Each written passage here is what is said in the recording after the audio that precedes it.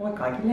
Mä olen Kirsi Kuivalainen Lahdesta ja tulin Markulle hoitoon kesäkuun alusta, koska mun ryhti oli huono, pää roikkui etukenossa ja oli vaikea kulkea ja kipuja oli selässä.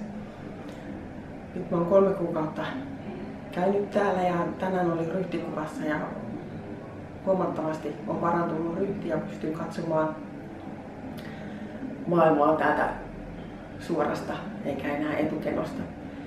Samalla mulla oli toinen jalka hiukan lyhyempi toista, niin sekin on saavuttanut nyt tämän toisen pituuden ja on todella varma olla. Suosittelisin, ettei kukaan arkailisi tulla apua hakemaan, koska ainakin itselle tämä on ollut todella ihana asia. Kiitokset Markulle ja aurinkoiselle Sannalle. Tuot kaikille iloa ja kannustusta.